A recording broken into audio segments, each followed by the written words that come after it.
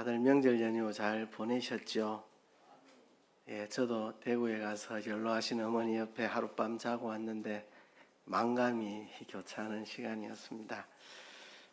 또 이 명절 연휴를 보내고 저녁 예배 나오신 여러분들을 환영합니다.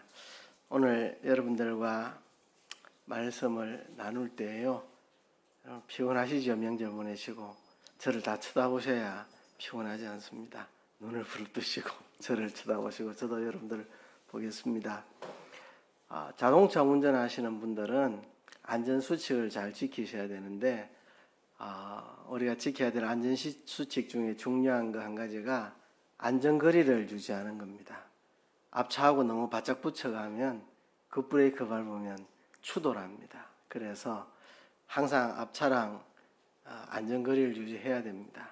이제 정부에서 권장하는 것은 100km 속도로 달릴 때는 100m, 60km 속도로 달릴 때는 60m 띄우라 하는데 사실 그만큼 띄우기는 어렵고 그 절반만 띄워도 굉장히 안전하다는 생각이 듭니다. 그래서 운전할 때는 항상 안전거리를 잘 지켜야 되는데요.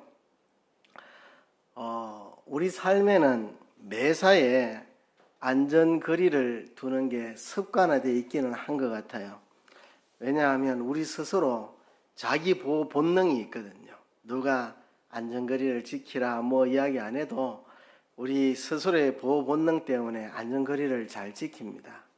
산에 등산하면 절벽이 있으면 절벽 끝에 서 있어도 사실은 별 문제 없어요.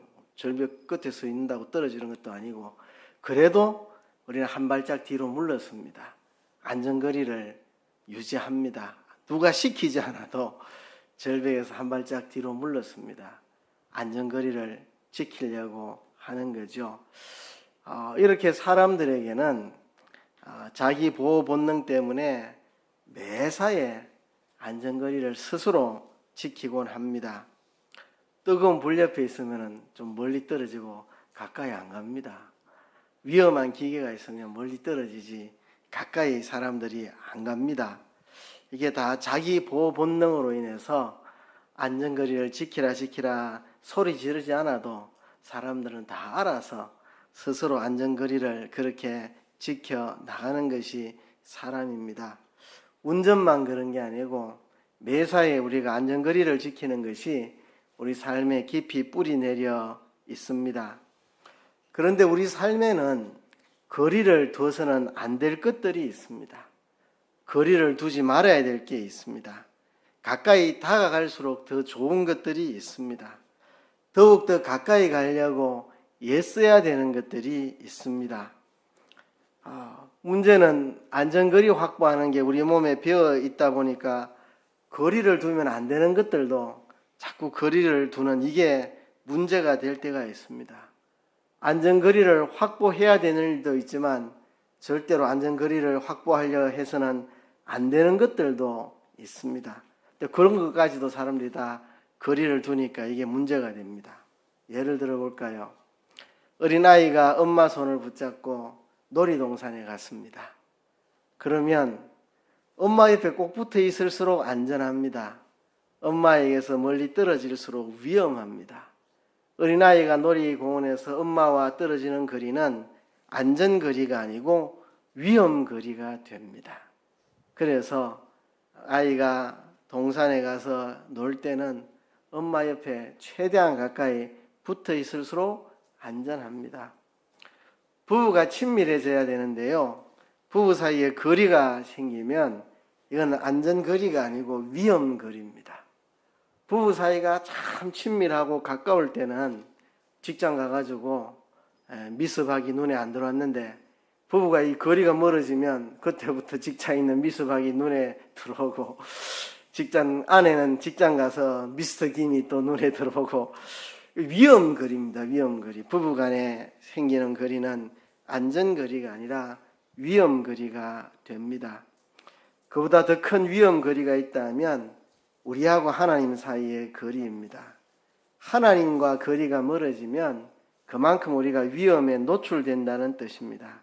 하나님께 딱 붙어 있으면 그만큼 우리가 안전지대에 있다는 이야기입니다. 하나님과 안전거리를 두려는 분이 혹 없습니까? 여러분들 가운데는 교회와 안전거리를 확보하려는 분은 없습니까? 교회가 가까워지면은 주일 오전 예배만 참석하라 하다가 오후 예배도 나오라 할까봐 교회에 거리를 두고, 또 주일만 참석하는데 수요일까지 나오라 할까봐 교회와 안전거리를 확보해서 절대 내보고 오후 예배 나오라, 수요일 저녁 예배 나오라 소리 못하도록 교회와 안전거리를 확보하려는 사람들은 없습니까? 목사와 안전거리를 두려는 분은 없습니까? 목사하고 가까워지면 이 목사가 성도님 교회에 이런 일을 한번 맡아보실래요? 할 것 같아가지고 아예 목사랑 안전거리를 마련하려는 분은 없습니까? 심지어 하나님과 안전거리를 두려는 분은 없습니까?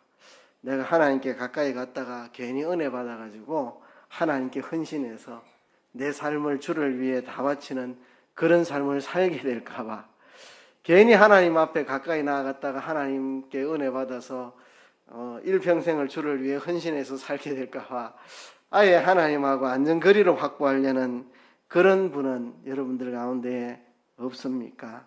여러분, 그거는 안전거리가 아니라 위험거리입니다. 하나님과 멀어질수록 우리가 위험에 처합니다. 교회와 멀어질수록, 목사와 멀어질수록 위험에 처한다는 것을 알아야 됩니다. 그건 안전거리가 아니라 위험거리라는 것을 우리가 반드시 깨달아야 됩니다. 어린아이가 엄마의 손에서 멀어질수록 위험해지는 것처럼, 부부 사이가 멀어질수록 위험해지는 것처럼 하나님과 멀어지는 것은 우리에게 위험거리라는 것을 명심을 해야 합니다. 오늘 우리는 본문을 통해서 예수님과 자기 사이에 안전거리를 두다가 넘어지고 실패한 베드로의 모습을 볼 수 있습니다. 베드로가 예수님과 안전거리를 확보하려고 했는데 그것 때문에 그는 무너지고 넘어지고 실패하게 됩니다. 예수님과 거리를 둔 것은 안전거리가 아니라 위험거리였다는 것을 오늘 본문을 통해서 깨닫게 됩니다. 우리도 주님과의 안전거리 아니 위험거리를 확보하려는 어리석은 태도를 갖지 않아야 됩니다. 혹 우리도 베드로와 같이 예수님과 안전거리를 두려고 하는 사람은 아닌지 오늘 본문을 통해서 우리 자신들을 점검해 보고자 합니다. 이날 밤 베드로는 천근만근 무거운 발걸음으로 한 발짝 한 발짝 걷고 있었습니다. 떨어지지 않는 발을 한 발, 두 발 천근만근 무겁게 걷고 있었습니다. 겟세마네 동산에서 예수님이 기도하시는 동안 깨어있지도 않았고 기도하지도 않았던 제자들은 예수님이 대제사장들이 보낸 하속들의 손에 순순히 잡혀가시는 것을 보고 겁에 질려서 다 도망치고 말았습니다. 다 도망쳤는데 한 사람 베드로는 완전히 도망치지 못하고, 그렇다고 예수님을 바짝 따라가지도 못했고 멀찍이 따라갔다고 오늘 본문이 말합니다. 오늘 본문 54절에 보면 베드로가 예수를 멀찍이 쫓아라고 말합니다. 지금 예수님이 대제사장이 보낸 하속들에게 잡혀 대제사장의 집으로 끌려가고 있고, 예수님이 거기에 끌려갔을 때 대제사장 장로들, 서기관들, 이 공회원들이 다 모여서 예수님을 사형시킬 방도를 찾고 있는 이 상황 속에 베드로는 예수님을 멀찍이 쫓아갔다고 그렇게 우리에게 말하고 있습니다. 베드로 나름대로는 안전거리를 유지하려고 애쓴 모양입니다. 근데 멀찍이 따라갔는데 그런데 대제사장의 집 안뜰까지 갔다고 말합니다. 이 표현이 참 묘합니다. 멀찍이서 쫓아갔는데 대제사장의 집들 안까지 들어갔다. 그죠? 멀찍이 쫓아갔는데 대제사장의 집들 안까지 들어갔다. 무슨 느낌이 드십니까? 이 표현에서 어정쩡하다는 느낌 안 드십니까? 멀찍이 쫓아갔는데 그래도 대제사장 집에 뜰 안까지 들어갔다. 이게 좀 어정쩡한 느낌이 듭니다. 가까운 것도 아니고 완전히 먼 것도 아니고 멀찍이 갔는데 뜰 안까지 들어갔다. 호언장담을 했으니까 안 따라갈 수도 없고 바짝 따라가자니 잡혀 죽을까 봐 무섭고 예수님을 따르는 것도 아닌데 그렇다고 안 따르는 것도 아니고 예수님과 같은 편도 아닌 것 같은데 같은 편이 아닌 것도 아닌 것 같고 어정쩡한 자세로 애매한 태도로 멀찍이 예수님을 따라가고 그렇다고 영 멀리 있었던 것도 아니고 멀찍이 따라갔지만 예수님이 끌려가서 재판받는 대제사장의 집 뜰 안까지는 그래도 들어갔습니다. 그러니 이 베드로의 태도가 어정쩡하고 애매한 태도였고 우리가 이런 거는 이제 회색지대, 회색분자, 회색주의 이런 말을 합니다. 회색지대에 있는 거죠. 예수님을 안 따르자니 양심의 가책이 되고 그렇죠? 따르자니 무섭고 이것도 아니고 저것도 아니고 어떻게 보면 지혜로워 보이기도 하지만 회색지대에 사는 것은 지혜가 아니라 어리석은 일입니다. 베드로가 이렇게 멀찍이 따라갔습니다. 호언장담을 했었거든요. 그렇죠? 다 주를 버릴지라도 나는 주를 버리지 않겠나이다. 호언장담을 했습니다. 내가 주와 함께 죽을지언정 내가 주를 부인하지 않겠나이다. 호언장담을 했기 때문에 그렇게 호언장담을 해놓고 안 따라갈 수가 있겠습니까? 그렇죠? 또 따라가지만 죽을까 두려워서 딱 붙어서 가까이 따라가지도 못하고 이것도 아니고 저것도 아니고 멀찍이 예수님을 따라가게 된 것입니다. 이렇게 베드로가 예수님을 멀찍이 따라가 가지고 그 결과가 어떻게 됐느냐? 멀찍이 따라간 결과는 예수님을 모른다고 3번 부인하게 된 겁니다. 멀찍이 따라간 결과 예수님을 모른다고 3번 부인하고 말았습니다. 오늘 다 읽진 않았지만 이후의 본문들을 보면 베드로가 안뜰에서 불을 쬐고 있었습니다. 이때가 3월 내지 4월. 우리가 부활절이 보통 3월 될 때도 있고 4월 초 될 때도 있잖아요. 그죠? 그러니까 이때니까 3, 4월 경이니까 밤에는 한밤중에는 제법 추울 때입니다. 그러니까 베드로가 그 대제사장의 종들이 불 피워놓고 마당에서 불 쬐고 있는데 베드로도 너무 추워서 불 쬐고 있었습니다. 문제는 그 불빛에 베드로의 얼굴이 노출된 겁니다. 베드로의 불빛에 노출된 얼굴을 뚫어지게 주목하여 본 어린 여종이 있었습니다.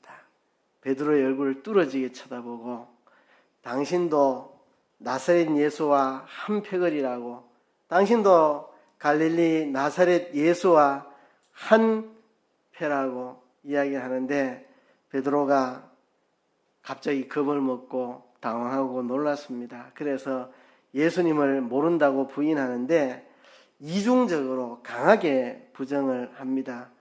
나는 내 말하는 것이 무엇인지 알지도 못하고 깨닫지도 못하겠노라. 나는 그 말이 무슨 뜻인지 알지도 못하고 깨닫지도 못한다. 아주 강하게 부정을 하고 그 자리를 얼른 피해버렸습니다. 처음에는 1대1로 어린 여종이 베드로에게 1대1로 이야기를 했는데 그래서 베드로는 그곳을 외면하고 피해서 앞들로 나갔는데 거기서 또 이 어린 여종이 똑같은 여종인지 딴 여종인지는 모르겠지만 주변 사람들에게 이 사람이 바로 그 당이라고 주변 사람들에게 말합니다. 베드로에게 말한 게 아니고 주변 사람들에게 그죠? 아저씨, 아주머니, 어르신, 할아버지 저 사람 예수님하고 한패예요. 이렇게 대중들을 향하여 이렇게 말하는데 베드로가 더 당황했습니다. 아까는 1대1이었지만 이제는 이 어린 여종이 막 주변 사람들에게 막 여기저기 아이고 아주머니 저 사람 봐요. 저 사람 예수님하고 한 패거리예요. 아이고 아저씨 저 사람 한 패거리예요. 예수님하고 막 이렇게 떠벌리니까 막 이게 막 일파만파 이게 커지니까 베드로가 또 당황을 하고 예수님을 모른다고 부인했는데 뭐라고 부인했는지 성경의 기록은 안 했습니다. 그러자 이번에는 그 이야기를 들은 그 무리들이 베드로에게 말합니다. 베드로에게 무슨 소리 하냐고. 네가 갈릴리 사람이니까 갈릴리 나사렛 예수님하고 한 패거리 맞네. 네가 갈릴리 사람인 거 보니까 한 패거리 맞구만 하고 이제 대중들이 몰아세웁니다. 이제 여러 사람들이 몰아세우니까 베드로가 놀라고 겁을 먹어가지고 저주하고 맹세합니다. 예수님을 모른다고 맹세하는데 저주하며 맹세합니다. 자기를 저주했는지 예수님을 저주했는지는 모르겠습니다. 둘 중에 하나겠죠. 예수님을 저주했다면 저 썩을 인간하고 나는 아무 관계가 없다 이런 식으로 저 마땅히 죽여야 될 저 인간하고 나는 아무 관계없다 이렇게 예수님을 저주했을 거고, 자기를 저주한 거라면 내가 저 사람을 안다면 내 성을 간다, 내가 저 사람 안다면 내 손가락을 자른다, 내가 저 사람 안다면 내 목을 잘라버리겠다 이렇게 자기를 저주했든지, 아무튼 저주하고 맹세하며 예수님을 모른다 베드로가 부인하게 됩니다. 아마 이런 느낌인 것 같아요. 제가 새벽에도 그 이야기를 잠깐 했는데, 우리 교단에 장윤성 목사님이라고 저 인천 영종도에서 목회하는 분이 있습니다. 목회를 참 잘해요. 그래서 교회가 많이 부흥되었습니다. 근데 경상도 사람이거든요. 경상도 사투리를 많이 쓰는데 인천에 가면 이제 경기도 사람들, 서울 사람들하고 이렇게 지내잖아요. 그래 거기 간 지 오래됐는데도 경상도 말투가 왜 안 바뀌냐고 내가 이야기했더니 저보고 하는 말이, 나 경상도 사투리 못해요 이러더라고요. 나 경상도 사투리 못해요 이렇게. 베드로가 지금 그래 말한 겁니다. 나 저 갈릴리 출신 나사렛 예수 몰라요. 그거를 갈릴리 사투리로 말한 겁니다. 제가 갈릴리 사투리가 어떤 건지 모르니까 흉내는 못 내겠습니다만은, 나 저 갈릴리 나사렛 예수 전혀 몰라요. 나하고 아무 관계가 없어. 이 말을 갈릴리 사투리로 막 하니까 사람들이 이 말투 봐라 맞구만. 말투가 그렇네. 당신이 갈릴리 사람 맞네. 한 패거리 맞네. 이제 사람들이 몰아세우니까 베드로가 너무 두려워하고 당황하고, 그래서 저주하고 맹세하고 이렇게 베드로가 실패하고 넘어지고 맙니다. 이게 어디서부터 그렇게 됐느냐? 멀찍이 쫓아갈 때부터 그래 된 겁니다. 예수님을 멀찍이 따라가는 거죠. 여러분, 이 베드로의 모습을 통해서 우리 자신들을 한번 돌아봅시다. 오늘 우리들 가운데는 예수님을 멀찍이 따라가는 사람은 없습니까? 어정쩡하게 따르는 사람 없습니까?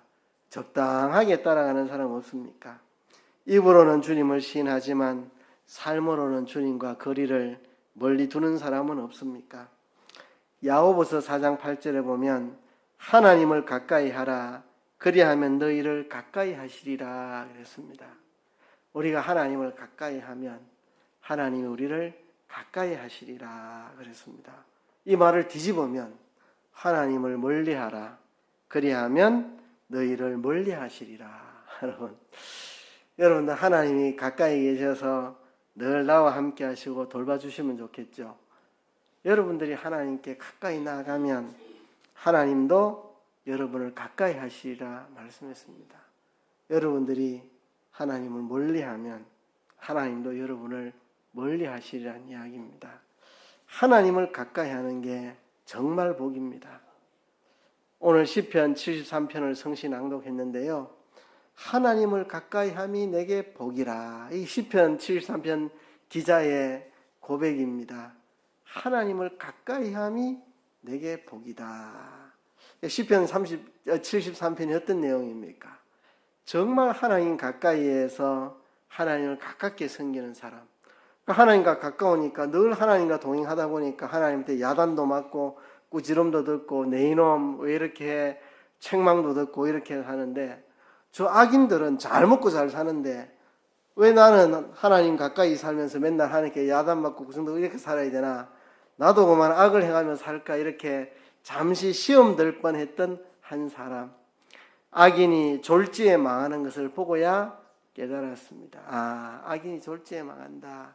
하나님을 가까이 하는 게 복인데 내가 잠시 흔들렸다.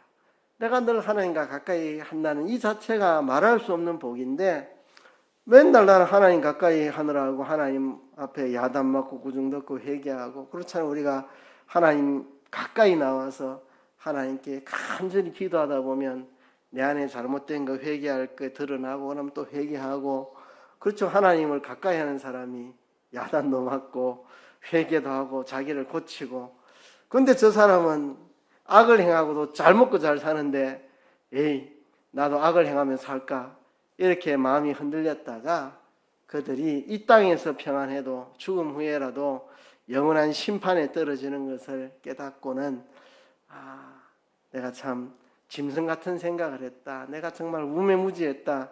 하나님을 가까이 하는 이 자체가 복인데 하나님을 가까이 하는 게 내게 복인데 하면서 이 시편 기자가 새로운 깨달음으로 들어가는 모습을 우리가 시편 73편에서 볼 수 있습니다.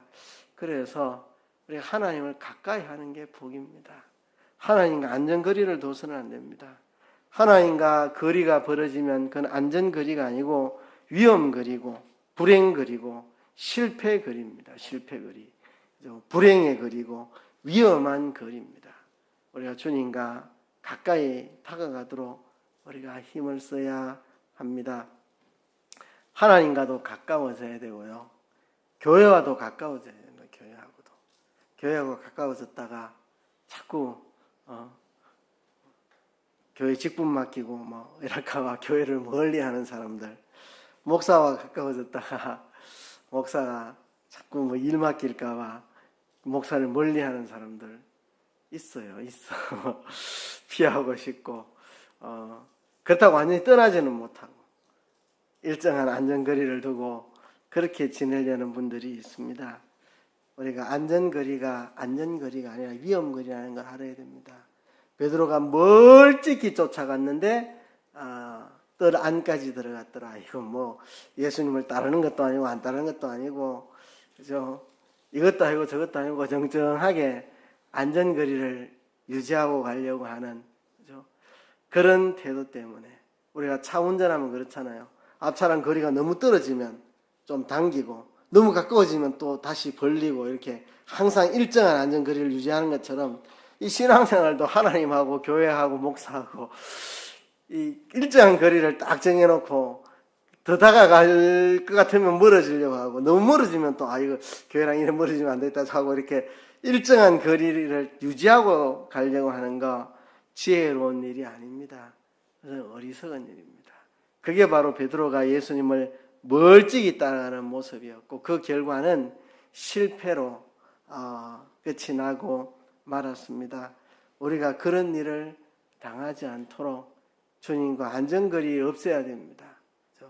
하나님과 가까워지면 가까워질수록 좋은 거고 교회와 가까워지면 가까울수록 좋은 거고 목회자와 가까워질수록 복되고 안전한 거리죠. 안전한 것이죠. 그래서 우리가 하나님을 더욱더 가까이 합시다. 교회와 더욱더 가까워집시다. 목사인 저와 더욱더 가까워집시다. 그런데요, 이렇게 생각하시면 안 됩니다. 나는 이미 교회랑 제법 가깝다. 나는 이미 하나님과 제법 가깝다. 그렇게 됐다. 이렇게 생각하면 안 돼요. 지금 상황에서 더 가까이 가려고 애써야 됩니다.